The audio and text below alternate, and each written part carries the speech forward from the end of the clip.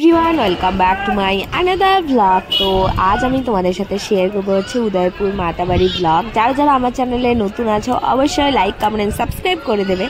তো আশা করছি তোমরা সবাই খুব ভালো আছো। আমি ভালো নেই কারণ ওয়েদারের কারণে আমার অবস্থা খুবই খারাপ।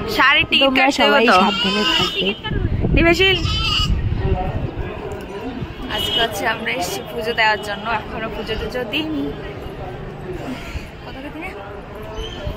এই যে দেখো কত বড় লাইন। তো আমরা যেহেতু রবিবারে গিয়েছিলাম আর রবিবারে এত পরিমাণ ভিড় ছিল, মানে কি বলবো, তোমরা জাস্ট লাইনগুলো দেখো, কথা বলার মতো সাধ্য ছিল না। বা ভিডিও করেছি বাট আমি কোনো ভয়েস ওভার করে ভিডিও করতে পারিনি, এতটা পরিমাণ লাইন ছিল। তোমরা জাস্ট দেখো। আমরা এসেছিলাম হচ্ছে মাতাবাড়িতে আজ পুজো দিতে। তো আমরা অনেকটা লাইনে দাঁড়িয়েছি, এখন বাজে প্রায় 10:30 মতো বাজে। তো আমি আর বোনু এখানে বসে আছি কারণ প্রচুর রৌদ্র, আর রৌদ্র বলতে আজ হচ্ছে বৃষ্টি বৃষ্টি ওয়েদার। আর এই যে দেখো পুজোর লাইন, মানে কত বড় লাইন সেটা শুধু তোমরা দেখো। তো যাই হোক, এই ছোট্ট করে একটা ব্লগ আপলোড করবো। তোমাদের যদি ভিডিওগুলো ভালো লেগে থাকে তাহলে অবশ্যই লাইক কমেন্ট সাবস্ক্রাইব করে দেবে। তো চলো।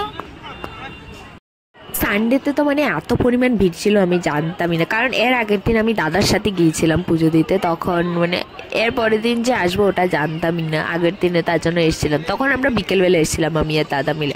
তো বিকেলবেলা এত পরিমাণ ভিড় ছিল না, পুরোটা ফাঁকা ছিল। আমরা অনেক ঘুরেছি, ঘুরে টুরে তারপরে গিয়েছি, মানে কোনো কিছু ছিল না। তো সানডেতে আনএক্সপেক্টেডভাবে মানে মামি ওরা আসছিলো, তারপরে বলছিল চল আমার সাথে।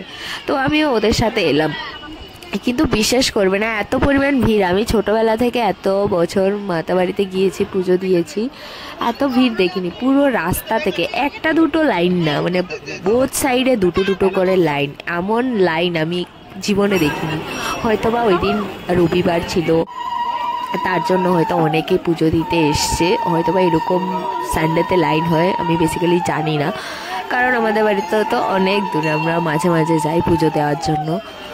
তো এরকমভাবে রবিবারে হয়তো সবাই পুজো দেওয়ার জন্য দূর দূরান্ত থেকে আসে, হয়তো বা অন্য কিছুও হতে পারে, কারণ এত লাইন তোমরা দেখতে পাচ্ছ ভিডিওর আশেপাশে কত লাইনগুলো দেখা যাচ্ছে। বাট এত বেশি লাইন ছিল না ওই দিন, কি বলবো। পুরো মানে মাতাবাড়ি তো এটা হচ্ছে মিডল সাইডটা, এটার পুরো 2-4 সাইডেই লাইনগুলো ছিল।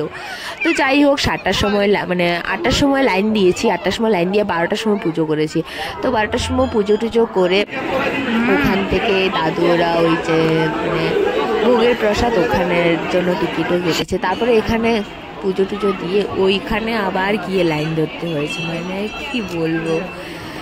তো এই যে দেখো আমি আর মামি দাঁড়িয়েছিলাম লাইনের মধ্যে, রৌদ্রের মধ্যে। তো এখানে একটু একটু করে ভিডিও ক্লিপ তুলেছি আর তোমাদেরকে ভিড়টা জাস্ট দেখাচ্ছি। তো তোমরাও বলবে কারা কারা রবিবারে মার বাড়িতে পুজো দিতে গিয়েছো, ওটাও কিন্তু তোমরা বলবে। পুজো টুজো দেওয়া শেষ, এখন হচ্ছে নেমে যাচ্ছি আমরা। প্রায় আজকে প্রচুর পরিমাণে ভিড় ছিল। তো যাই হোক, এখন পুজো টুজো দেওয়া শেষ, চলে যাচ্ছি আমরা। তারপর চলে গেছিলাম কদবেল মাখা খেতে। বলছে নাকি 250 টাকার দাম, মানে মানুষকে লুটে পুটে খাবে। জীবনে শুনিনি কদবেলের দাম 250 টাকা। তারপর বললাম 50 টাকা দিলে খাবো, না হলে খাবো না। তারপর 50 টাকা দিয়ে দিল। দেন হচ্ছে পুকুরের ওখানে গেলাম, ওখান থেকে ফাইনালি আমাদের ঘোরাঘুরি শেষ। এখন মানে প্রসাদের এখানে আমরা প্রসাদ দিয়েছিলাম, যে মাতাবাড়িতে যেখানে প্রসাদ দেয় ওখানেই প্রসাদ নিয়েছিলাম। আর এখানে হচ্ছে প্রসাদের বিল, মানে কত টাকা করে টিকিট, 100 টাকা করে। তো এই হচ্ছে মাতাবাড়ি পুরো ব্লগটা। তোমাদের ভালো লাগলে অবশ্যই লাইক কমেন্ট সাবস্ক্রাইব করতে একদম ভুলবে না। তো দেখা হচ্ছে তোমাদের সাথে নেক্সট ব্লগে। তো এই পুরো মাতাবাড়ির ব্লগটা আমি ছোট ছোট করে আপলোড করেছি, কারণ এত ভিড় আর এত গরম, এই গরমে এত ব্লগ করা মানে পসিবল হয়নি। তো যাই হোক, ছোট ছোট যতটুকু করেছি ততটুকু করেছি। So tata, see you soon for next blog.